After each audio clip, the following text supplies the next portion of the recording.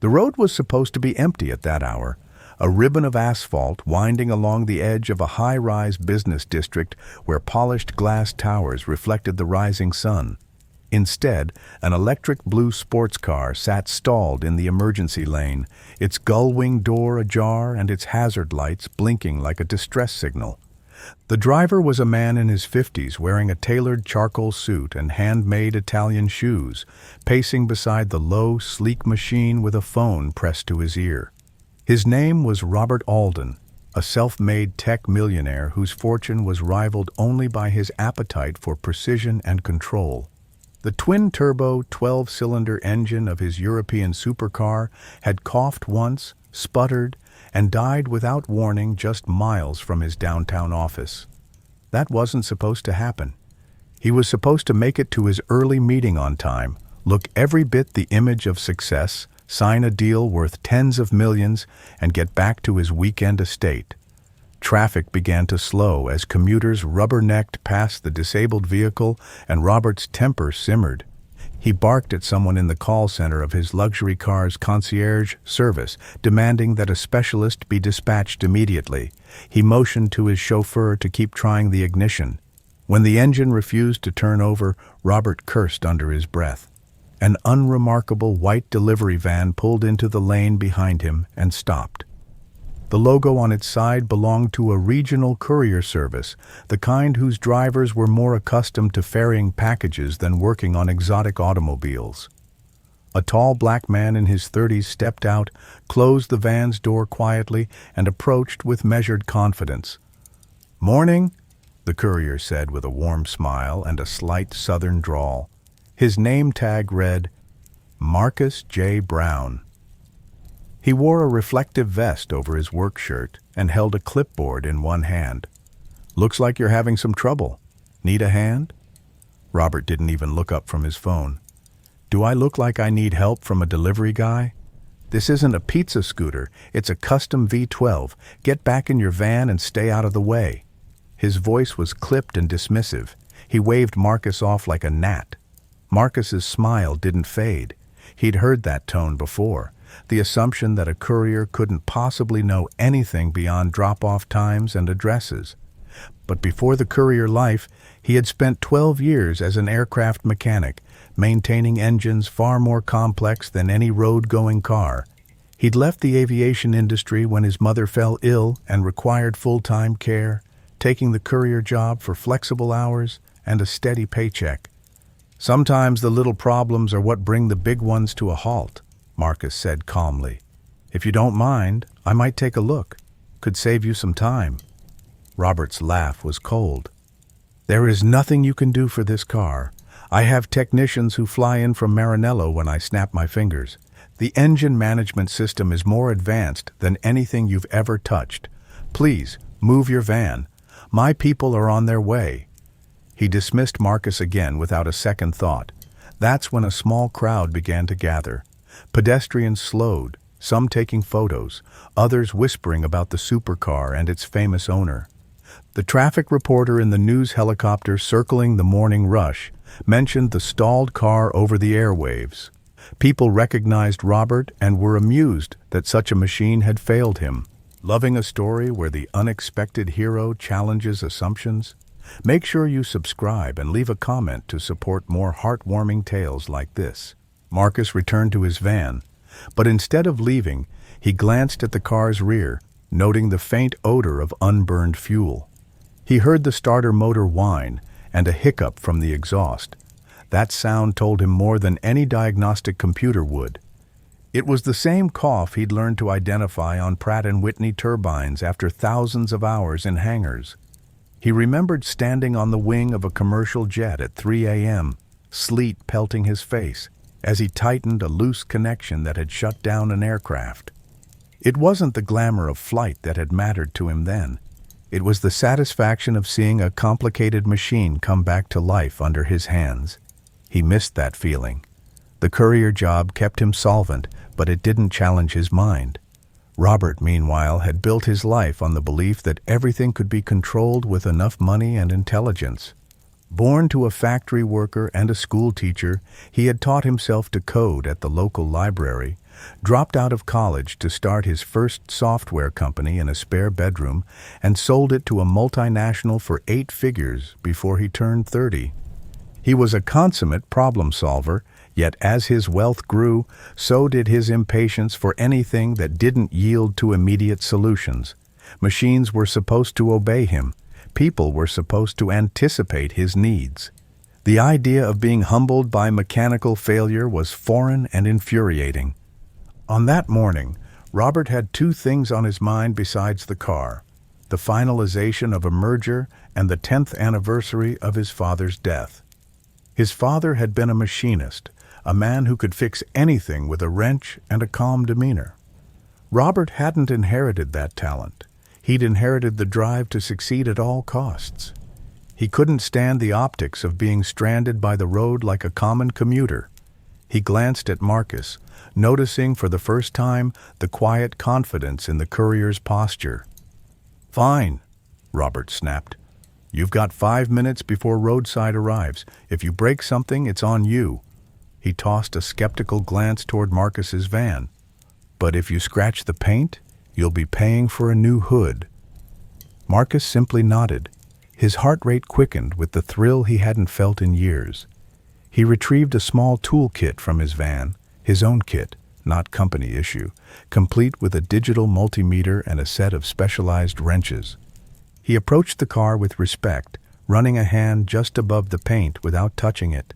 Robert folded his arms and looked on, irritation flickering with curiosity. Marcus popped the latch and carefully lifted the composite hood. The crowd leaned in, phones aimed. The smell of fuel grew stronger. He traced wiring harnesses with his eyes, recalling the layout of high-performance engines he had studied in manuals. He checked connectors for looseness, looked for cracked hoses, and then found what he was listening for: a faint hiss. A tiny vacuum line leading to the fuel pressure regulator had popped loose, barely discernible among the maze of components. Without that reference pressure, the engine would flood and stall every time. He reattached the hose and used a zip tie from his toolkit to secure it. Then he checked the battery terminals, tightened a slightly corroded ground strap, and turned to Robert. "Try it now," Marcus said. Robert rolled his eyes but slid into the driver's seat and pressed the start button. The starter whined, coughed, and then the engine caught. The supercar's exhaust barked to life, settling into the smooth, ferocious idle that had been missing minutes before. The sound resonated off the glass towers, low and guttural like the purr of a big cat. Bystanders cheered. A few filmed. Robert's eyebrows shot up. He revved the throttle lightly, disbelief washing over his features. The car was alive. For a brief moment, Robert sat behind the wheel, stunned. Pride and relief warred within him. He killed the engine and stepped out, closing the door with more force than necessary. He approached Marcus with a mixture of suspicion and gratitude. "What did you do?" he demanded, his voice softer than before. "Loose vacuum line," Marcus explained, wiping his hands on a rag he'd tucked into his pocket. "Fuel system couldn't regulate pressure, so it flooded. Happens on planes sometimes after long flights.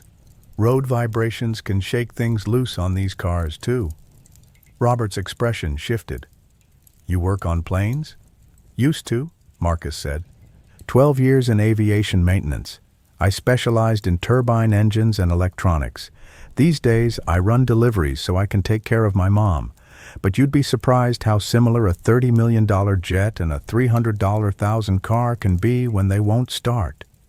He didn't say it with arrogance, just quiet confidence. The crowd murmured.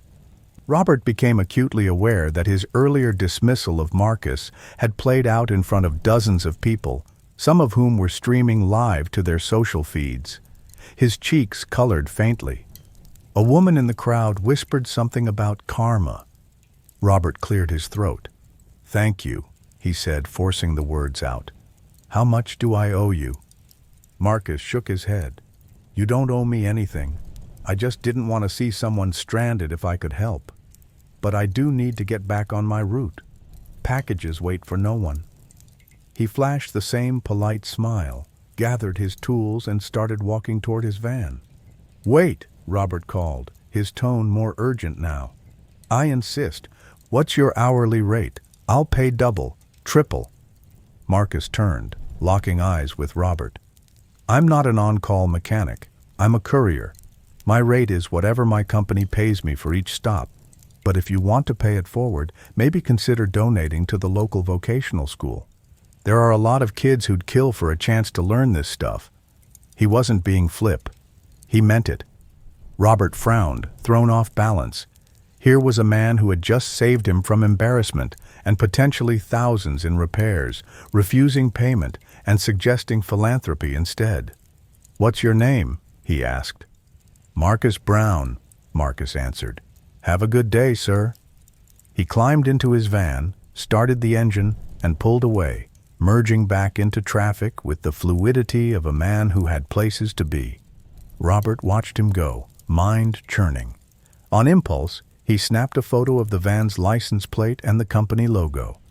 Back at his office, he couldn't concentrate on the merger documents in front of him. The image of Marcus calmly diagnosing the fault, the memory of his father at a workbench, the sting of his own arrogance, all of it crowded into his thoughts. He called his assistant. "Get me the owner of Metro Courier on the line," he said. Later that afternoon, the head of the courier company, a woman named Aisha Singh, answered Robert's call with guarded curiosity. "This is Aisha," she said. "How can I help you, Mr. Alden?" "One of your drivers assisted me this morning," Robert began. He detailed the incident, downplaying his own attitude and highlighting Marcus's skill. "I would like to speak with him again. Does he have any interest in leaving the delivery business?" Aisha laughed softly. "If you're talking about Marcus Brown, he's one of the best drivers we have. He's overqualified for this job, but he stays because he needs to care for his mother. I know he loves working on engines. He tinkers with our vans on his own time. We've tried to promote him to fleet maintenance, but he refused because it pays less than the tips he makes on deliveries." Robert considered that. "Could you relay a message? I'd like to offer him a position on my research and development team. It's a long shot, but we're working on a program designing hybrid propulsion systems. Someone with aviation and automotive experience would be perfect, and I'd be willing to cover health care for his mother." There was a pause. "I will pass along your contact information," Aisha said, "but I can't promise he'll accept. Marcus is a humble man." Over the next week, Robert found himself thinking about Marcus far more than he anticipated. At the same time, Marcus tried to put the incident out of his mind. He had told his mother about the supercar and the arrogant owner who had been forced to ask for help. His mother, recovering from surgery, had chuckled. "Pride goeth before a fall," she said, quoting Proverbs. Marcus shrugged it off, happy simply to have been of service. Are you fascinated by Marcus's calm confidence and Robert's awakening? Don't forget to comment with your thoughts and subscribe for more inspiring transformations. 2 weeks later, an envelope arrived at Marcus's apartment. Inside was a handwritten letter on heavy stationery bearing Robert's company logo. Robert wrote of his embarrassment, his appreciation, and his offer.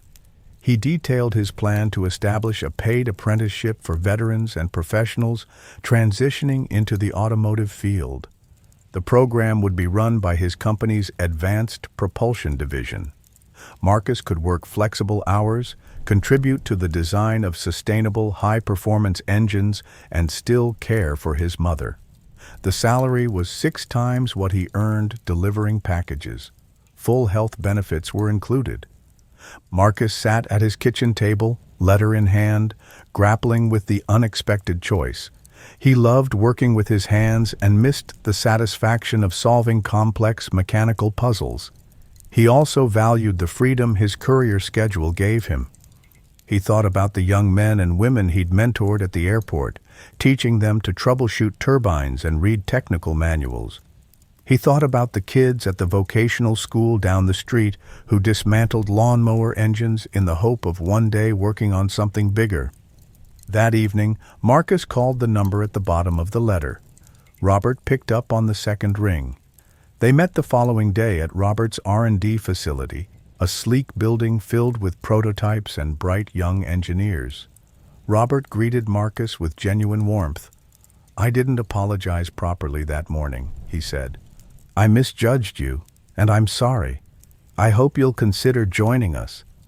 Marcus looked around at the lab, the engine models, the 3D printed components. He spoke frankly. "I don't want a position because you feel guilty," he said. "I want to know that my skills will make a difference and that I'll have the flexibility to care for my mom. I'd also like to mentor apprentices from underrepresented backgrounds. There's too much talent being wasted because people don't get opportunities." Robert nodded. "That's precisely why I created this program. I want to develop engines that are cleaner and more reliable than anything on the road, and I need people like you who understand machinery at a fundamental level. We'll work around your schedule, and I'd love for you to lead the mentoring initiative." Marcus accepted the offer on the condition that he could continue his delivery route part-time until he was sure his mother was comfortable with the change. Over the next few months, he thrived. He designed a redundant fuel pressure sensor that prevented the exact failure Robert's car had suffered. He taught junior engineers about maintenance protocols learned in aviation that translated perfectly to automotive systems. His life regained the sense of purpose he'd missed. Robert, meanwhile, learned to slow down. He made regular trips to the R&D lab, not to bark orders, but to listen. He hired several of Marcus's former colleagues and built partnerships with vocational schools. His company's next generation of hybrid engines benefited from insights that no amount of corporate money could have bought. The story of the billionaire whose car broke down and the humble courier who saved the day made its way through the press. Rather than feeling embarrassed, Robert leaned into it. He used the anecdote at speaking engagements to underscore the importance of humility and the value of skilled labor. Investors loved the narrative. More importantly, communities inspired by Marcus's journey saw a path for themselves. One rainy autumn morning, Marcus pulled into the driveway of his childhood home in a modest electric hatchback. Robert's supercar sat at the curb, engine idling, but this time Marcus was behind the wheel. He had borrowed it to test the latest fuel system modifications. His mother came to the porch, wrapped in a shawl. "Always knew you'd find your way back to what you love," she said. "And I'll still be home in time for dinner," Marcus replied, hugging her. Inspired by how this chance encounter transformed two lives? Smash that subscribe button and share your thoughts in the comments. Your support keeps these stories alive. Life has a way of throwing unexpected mechanical failures into even the smoothest journeys. For Robert Alden, a man who measured success in deals closed and engines humming, a stalled car on a city street became an inflection point. For Marcus Brown, who quietly carried the skills of an aircraft mechanic behind the wheel of a delivery van, that same morning reignited a passion long dormant. Together, they proved that expertise has no uniform and that respect cannot be bought. In a world obsessed with titles and outward appearances, their story is a reminder that humility and an open mind can create opportunities where none seem to exist.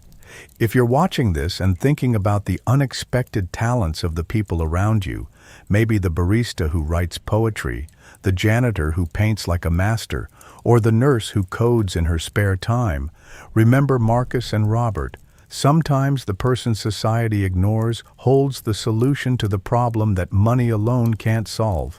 And sometimes asking for help from someone you underestimated can change both of your lives for the better.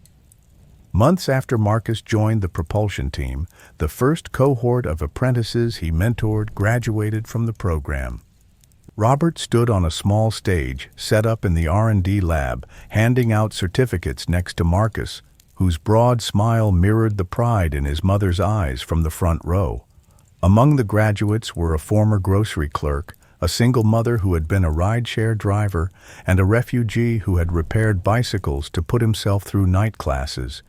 Each told a story of a door that had been closed and then unexpectedly opened. The camera crews captured Marcus's speech. "Talent doesn't come dressed in a suit or announced by a title," he said.